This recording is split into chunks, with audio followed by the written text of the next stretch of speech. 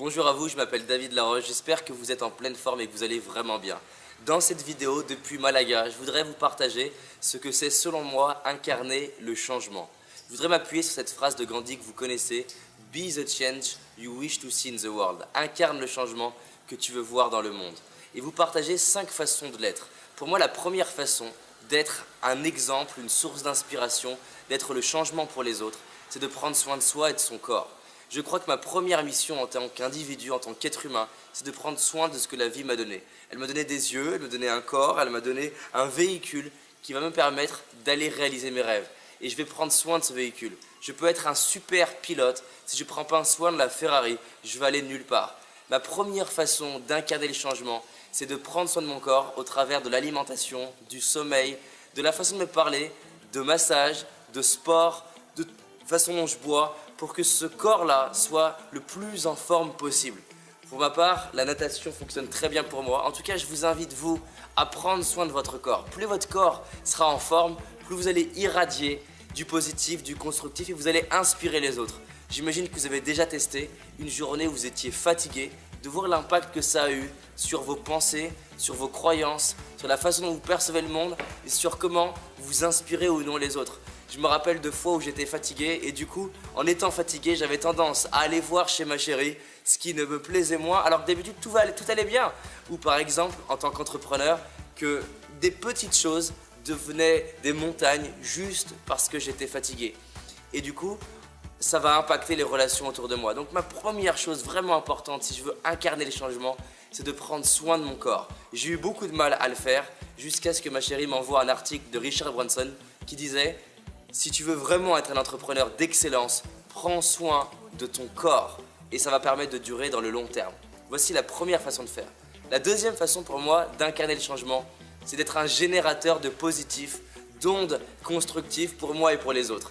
Ça veut dire dans un maximum de situations, de plus en plus souvent, par mon sourire, par mon énergie, par ma posture, par ce que je vais dire, par les mots que je vais choisir, par l'énergie que je vais dégager dans ma voix, ou peut-être juste dans ma façon de regarder quelqu'un, que ma présence soit une opportunité pour les autres de se sentir bien. Ça peut être au restaurant, ça peut être dans une boulangerie, ça peut être dans n'importe quelle circonstance. J'ai envie de faire en sorte que ma présence soit un prétexte à positif. J'ai envie de faire en sorte que quand je rentre dans une pièce et quand je sors de cette pièce, finalement, il y ait plus d'énergie positive par ma présence. Ce n'est pas un jeu d'ego, mais c'est juste envie, j'ai juste envie que cette question qui est « c'est comment de vivre avec moi ?» c'est comment d'être au contact de moi, et ben en fait me permettre de réaliser à quel point juste ma présence va pouvoir impacter les gens dans une direction ou dans une autre direction. Le nombre de fois où je me sentais mal et quelqu'un se mettait à rire et j'étais presque en colère que quelqu'un soit en pleine forme. C'est fou l'impact de notre énergie intérieure et c'est fou l'impact de notre énergie intérieure sur les autres. Donc pour incarner le changement, ma deuxième règle, mon deuxième principe, c'est de faire en sorte de plus en plus souvent, d'année en année, d'être un générateur de positif et non pas un générateur de pu sur les autres, ce qu'on a tendance à être quand on se sent pas très bien. Mon troisième principe pour incarner le changement, c'est de réaliser mes rêves. On a tous entendu des gens qui nous ont dit « fais ce que je dis mais pas ce que je fais ». Et ça donne quoi? Bah pas grand chose. Plutôt que de parler, des fois juste réaliser ses rêves, juste être en train de le faire, ça nous aide davantage. Je vous invite à réaliser un maximum de vos rêves, non pas seulement pour vous, mais parce que du coup, en le faisant, vous allez pouvoir être une opportunité pour les autres. Les gens vont se dire, si lui ou elle peut le faire, je peux le faire. Est-ce qu'il y a des gens que vous aimez? Amis, parents, enfants, professeurs, enseignants, collègues, partenaires, chefs d'entreprise, boss, peut-être des gens que vous managez, où vous dites que si vous le faites, ils peuvent le faire. Et ça, c'est un des trucs qui est le plus fort pour moi. Et je pense que c'est la raison pour laquelle j'ai été choisi le 28 septembre 2015 pour introduire le petit-fils de Gandhi sur scène à Paris. Et je vous invite à être là, ça va être énorme. Voilà, j'ai été choisi dans toutes les personnes du développement personnel pour être la personne pour le présenter sur scène et véhiculer le message de Gandhi. Et je pense qu'il y a une raison, c'est que justement, il n'y a pas un séminaire que j'organise, une conférence, que j'organise, une vidéo que je fais qui est quelque part est reliée à l'idée que ce que je vais faire de ma vie va être un exemple pour les autres. C'est pas un jeu d'ego, c'est juste un fait. ce que je fais de ma vie va impacter les autres. J'ai la possibilité, en réalisant mes rêves, de montrer l'exemple à ma chérie, à mes parents, à tout un tas de personnes autour de moi. Je vais vous partager un des moments qui a été le plus fort de ma vie. C'est quand j'ai reçu un SMS de ma mère il y a 1 an. Et dans ce SMS, c'est marqué « Mon fils, tu m'inspires. Et vu que tu m'inspires, je prends la décision de démissionner et d'aller réaliser mes rêves. » Et ben ça, pourquoi c'est arrivé? Pas parce que j'ai parlé, parce que je suis. Parce que je fais en sorte de réaliser mes propres rêves. J'avais le rêve de faire un one-man show et j'ai réalisé ce rêve de faire un one-man show. J'avais le rêve d'apprendre l'anglais, j'ai réalisé ce rêve d'apprendre l'anglais. J'avais le rêve de construire un programme 360 dans lequel je les coach, je les forme, je les suis, je les emmène dans des endroits vraiment inspirants comme là. Et je suis en train de le vivre une 3e année, encore une fois avec eux. J'avais le rêve d'être invité par Anthony Robbins, ça a été fait. J'avais le rêve d'interviewer des gens qui m'inspirent, c'est fait, de me former, d'être confiant, d'être en couple, et tout un tas de rêves. Donc, le fait de réaliser mes rêves, de transcender mes peurs, j'inspire des gens autour de moi, que ce soit des amis, des clients, des parents, des partenaires, en leur disant « si je peux le faire, tu peux le faire ».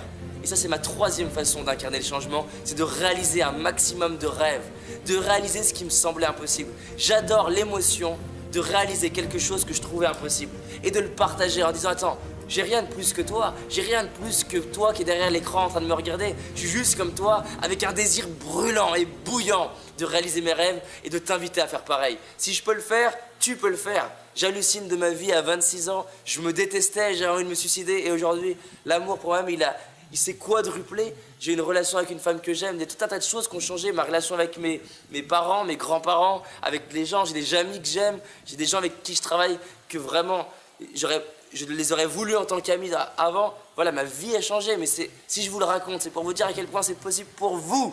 3e façon d'incarner le changement. La 4e façon pour moi d'incarner le changement, et c'est une qui n'est pas la plus facile, mais qui pourtant fait une vraie différence. C'est d'être un transformateur de difficultés, un créateur de magie, quelqu'un qui prend les situations de sa vie, les difficultés de sa vie et qui en crée un cadeau pour soi et pour les autres. On a la possibilité de prendre ce que la vie nous donne et d'en faire un cadeau. Est-ce qu'il existe une difficulté dans sa vie où on va être le seul à le vivre dans la planète? Non, ça veut dire que toute difficulté qu'on vit va nous permettre d'être un exemple pour les autres. Et bien peu importe ce que je vais vivre, vous pouvez vivre une faillite, un licenciement, d'être trompé, d'être attaqué, d'être critiqué, voire même des trucs qui sont beaucoup plus lourds, entre guillemets, un viol, être battu, voler, peu importe ce que c'est. Je suis pas en train de dire que c'est facile, ni que c'est agréable, ni que je le souhaite à quiconque. Bien entendu, c'est pas du tout ce que je souhaite. Mais est-ce qu'on est les seuls à vivre ce genre de difficultés? Non.